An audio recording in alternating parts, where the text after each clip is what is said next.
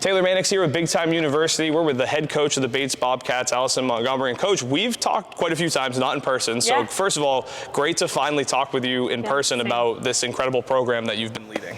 Thank you. Yeah, so glad that you're here and get to cover our team and talk to our players. We really appreciate the coverage. Well, and they're fantastic. I mean, what's it been like to coach this group? I know for Brady and I, we've had so much fun just meeting them. They've been just a treat.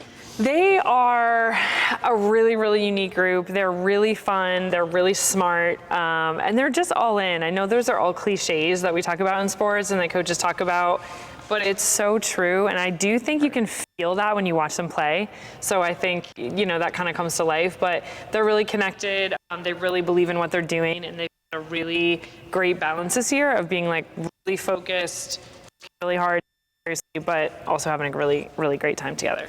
When you look back at that comeback against Smith, what stands out to you in your team's response to being in that position and down and facing that kind of adversity? A lot stands out to me, but I think we had been in a position a couple of weeks before, and then as tournament where we got down and made our way back to a win. So I think we were drawing on that in terms of talking to our team about like we're battle tested in this way. We know that we can possession by possession we can come back from this. So I think just having the experience and knowing that they'd done it before was helpful. I think doing it against Smith added another layer of challenge. But I think just watching our team. I mean, even I felt it in the moment, but as I watched it back on film, I was thinking as the fourth quarter was ticking by, I was like, oh, there's 5 minutes left. We gotta go, guys. We gotta go.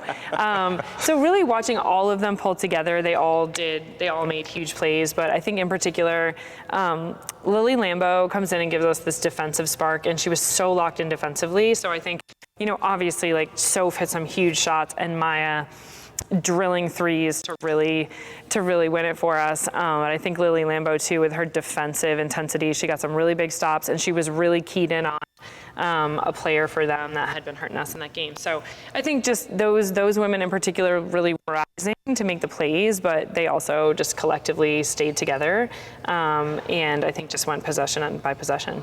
When you get these deep into a tournament, I've always been intrigued. Like I coach soccer, so I always kind of wonder too from another coach's perspective. For you, is it about strategy, or do you think it's more about execution and composure from the players? Oh, I wish I could pick one. I mean, I think it's right. It's so nuanced, and it's all of those things together.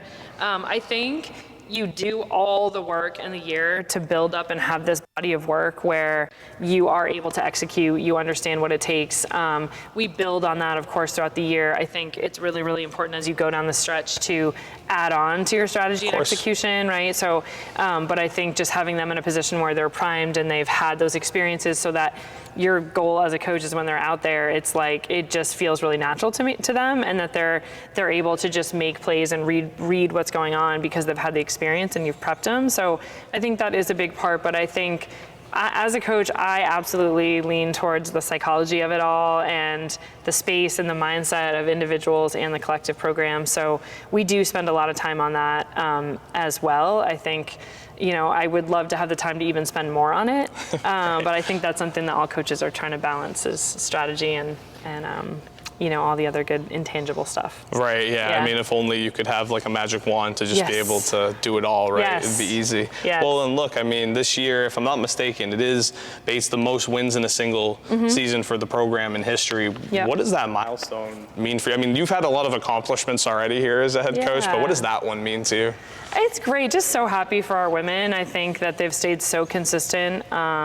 And they were able to do that day in, day out against, I think, a really, really tough schedule that we're up against.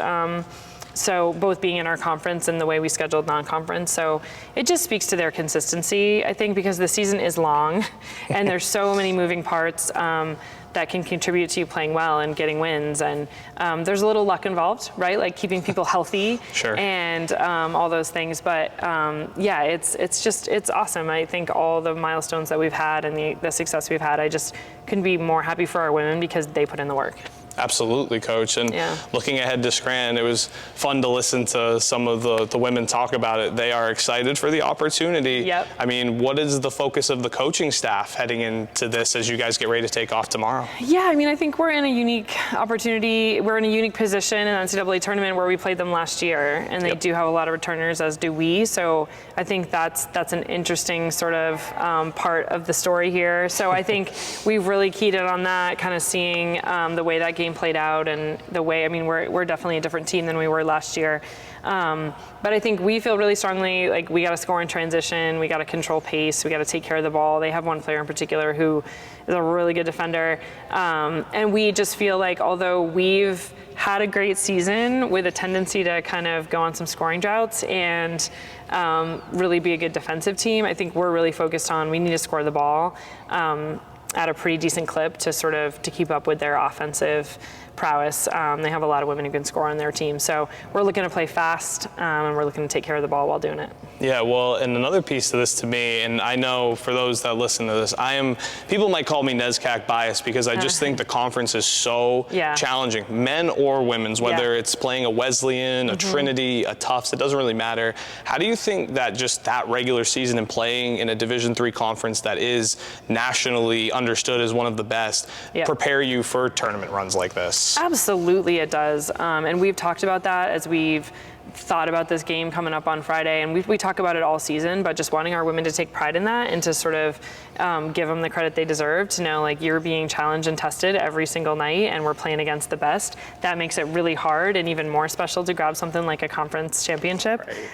So I think we really are, that can be really challenging on some days when you're like, oh my gosh, and now here comes another one. Can we exhale for a minute? No, you can't. But I think that like really prepares us, and I do think that our women take a lot of confidence from that. And I know we're here to talk about the Sweet 16, but since you kind of brought up that one, I mean, how good did it feel to get that win in the net, especially after losing the last two? And I mean, I know the old cliche that we talk is like, oh, it's tough to be a team, but in this case, it really was, and you guys got it done. How much did it mean for you? And I know for Elsa too, that was a little special as well this year. Yeah, it was so special, so special to see her get that win on court she grew up on, and really cool for her. But yeah, I think kind of back to your question about like strategy, I think there was once you've played a team a couple times, you can sort of fine tune a little bit of strategy. And that can make a little bit of a difference.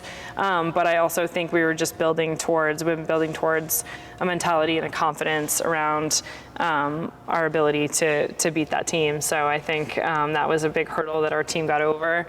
And so, I mean, so sweet to get that, and so sweet to get that on their court. Well, and Coach, I've already taken too much of your time. I feel like I could talk about Montgomery forever today about ball, but I will leave you this one.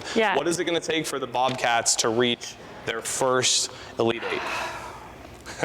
We gotta hit shots. We gotta hit shots and rebound. And I know that sounds like that's a pretty obvious thing to say when you're thinking about a basketball game, but I think we're really focused defensively. We're really focused on rebounding. Those are things we feel like we can control, and so we will keep them in that mindset. And we really want them focused on those controllable things.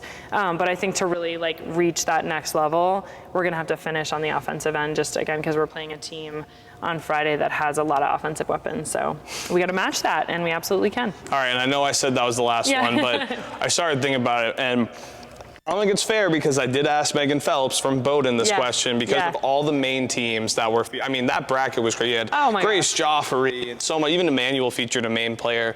What has it been like this year on the women's side, especially as someone from Bangor for you, just like Coach Phelps is from, Mount Desert? It's like, how does it feel to just see this? I mean, I know it's not like news to all of us. This isn't breaking news. Women's basketball in Maine, I always say it on my show on the midday with my brother Jeff. We tell everyone, this is not a diamond in the rough. This is a diamond in the country. But what does it mean to see all of this success? USM, Bowdoin, Bates. I mean, this must be fun to be a part of. So much pride in that. And I think, I know for me, just in terms of my own story as being like a young woman from Maine and thinking, I think maybe like a lot of young people do from Maine, like, I'm leaving Maine, and to have the opportunity to represent in my state, play for a great school in this state, I love seeing that. I love seeing that across Division III women's basketball. And we have, 3 Mainers on our team, and it was really fun to get Claire Gattani from John Baptist this year. So yeah, just so much pride in that. And I think those of us who are from Maine, we have the we believe there's a real toughness